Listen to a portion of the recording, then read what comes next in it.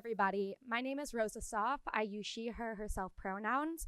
I'm a senior in the College of Arts and Sciences, and I'm a double major in comparative politics and American studies. Today, I'm going to talk to you about my summer with an organization called Zochrot. Zochrot is an organization that is in Tel Aviv, Israel. So the word Zochrot carries a lot of significance. It is a Hebrew word that means remembering in the third person feminine plural. A question that underlines the crux of my research is, what does it mean to remember, and what does remembrance have to do with human rights and justice? What I had a feeling of going into this summer, but what I was sure of when I left, is that Israeli society and the Israeli state have done a pretty good job at forgetting its own history, much like our own country in the United States. Israel's founding myths form the basis of the mainstream historical framework, while violent and colonial histories are actively suppressed and replaced by the state with more nationalist and rosier ones. Zochrot represents a countercurrent to Israel's hegemonic history, with the mandate of educating Jewish Israeli society about the Nakba, which means catastrophe in Arabic.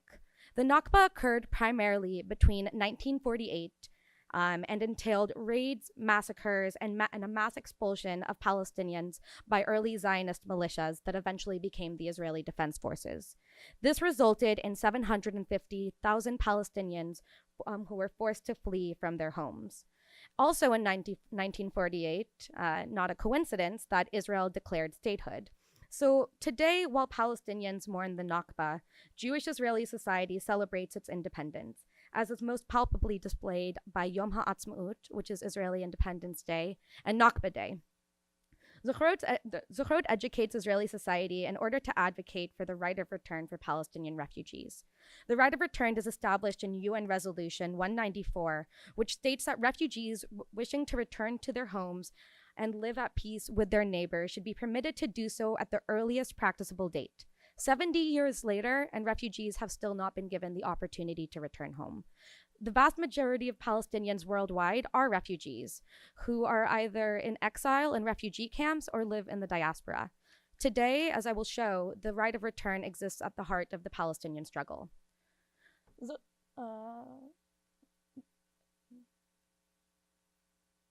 order kind of went out, but I'll go to this slide and then we'll go back. So Zochrot's logo is specifically significant. It is a keyhole that is resonant of the keys that Palestinian refugees expelled during the Nakba have held on to for 70 years. And oftentimes they pass them down to their families and they continue to hold on to these keys. It is a national symbol in Palestine that represents the right of return. So the question is, what does the right of return mean, and how can we actually conceptualize it in practice? I will say that it is largely feared in Jewish Israeli society, and I want to share a personal anecdote. My father was born in Israel, and his parents fled Poland in 1936 and fled to Palestine. And today, whenever I talk to my entire family who still lives in Israel, and I bring up the right of return, they inevitably ask, what are we supposed to do? Go back to Poland? The answer to this is, of course, no. They're not supposed to go back to Poland, because the right of return is not about expelling people from their homes, because that's what caused the problem in the first place. The right of return instead is about cohabitation. Palestinians and Jewish Israelis living side by side in a space where they are granted equal and democratic rights as equal citizens. I want to read a quote from Zochrot's website that characterizes this succinctly. The return of Palestinian refugees to their country on the basis of acknowledgement and accountability, coupled with a joint Jewish-Palestinian process of restitution founded on principles of transitional justice. This return will be a central and essential part of the creation of a multicultural, democratic space and a joint and equitable fabric of life for all inhabitants of this country on all levels, from home and neighborhood to state level, and in all sectors, economics, politics, and urban planning, but also education, arts, and sports. It is vital to bear in mind that even though Israeli Jewish society has largely cleansed the Nakba from its own history, as I mentioned earlier, it still exists palpably and centrally in the Palestinian struggle. Most recently, I hope that a lot of us in this room were aware about the marches that were happening at the Gaza border fence. These are called the Great March of Return. While the mainstream media outlets in this country portrayed them as violent protests, the reality is that Gazans march to the border between Palestine and Gaza every Friday, and since then, 180 have been killed and over 18,000 have been injured. The Great March of Return is steeped in the memory of the Nakba, and its main goal is to return to their homes. Even though 70 years have passed, nearly 70% of the people who live in Gaza, 1.3 million people, are direct refugees from the Nakba or direct descendants. And they continue the struggle to return home. It is important to note that these marches are still ongoing. They continue every Friday, and there has not been a single Friday where somebody has not been killed.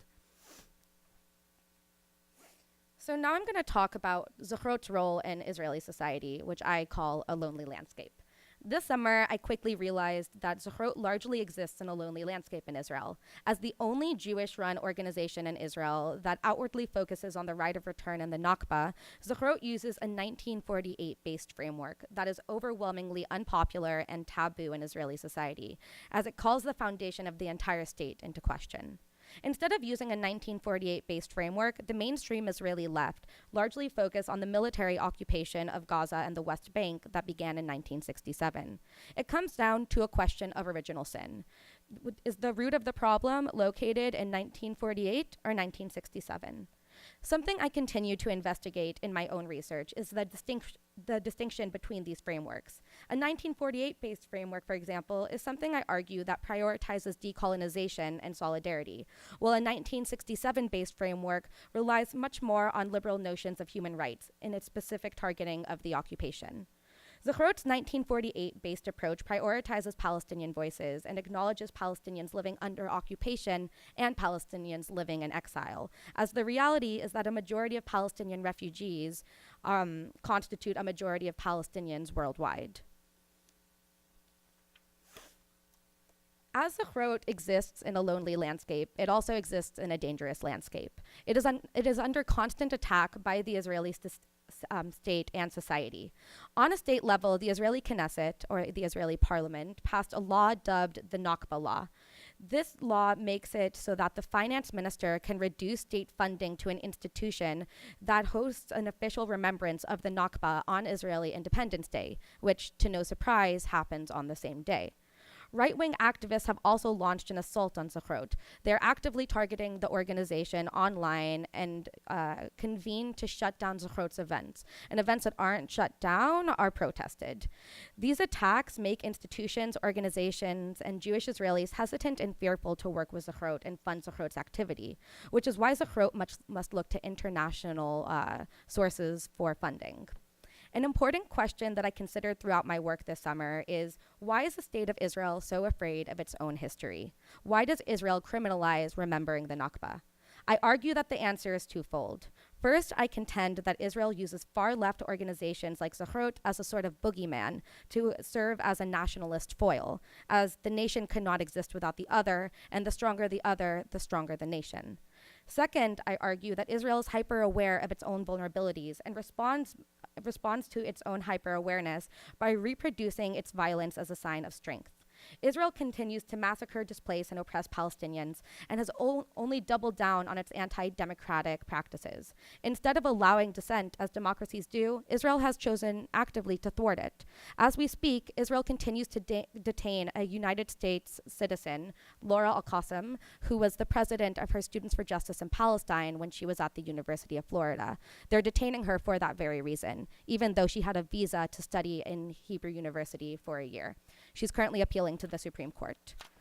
And now in the remaining of my time, I'm just quickly going to go through some of Zochrot's initiatives. This is one of my favorite initiatives that Zochrot has. It's called Nakba, and it's a map that traces each and every village that was destroyed during the Nakba that is currently in Israel proper. I highly recommend that you all download this free app because it is an essential resource to understand the scale of the Nakba.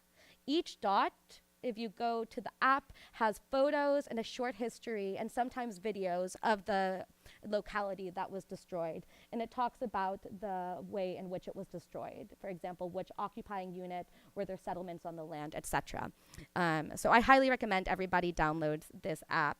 I personally spent a lot of time conducting research for this app this summer, and also conducted some interviews which can be found, for instance, in all of the localities here in Tel Aviv. So check that out. And then just a few other initiatives that Zochrot is working on, for instance, is the Game Lab. The Game Lab is one of their initiatives where they've invited game designers to come and create games that help children interactively learn about the Nakba. And they plan to donate these games once they're ready for distribution to public schools across the country to create different methods for children to digest such a complicated and complex issue that's often ignored in Israeli society. This is an example of a game. And then just a few other initiatives they have are political education, where they work with teachers to integrate Nakba-based education into their curriculum. A return project where they speak to Jewish Israelis living at some of the destroyed localities and teach them about the history of the land they live on.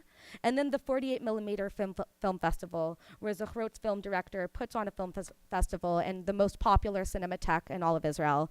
And they present films about the Nakba and Palestinians to an Israeli audience. And I just want to end with Zochrot's slogan, which I think speaks to everything that they do as an organization, which is to commemorate, witness, acknowledge, and repair. And these are the steps they take to ultimately lead to justice in Palestine.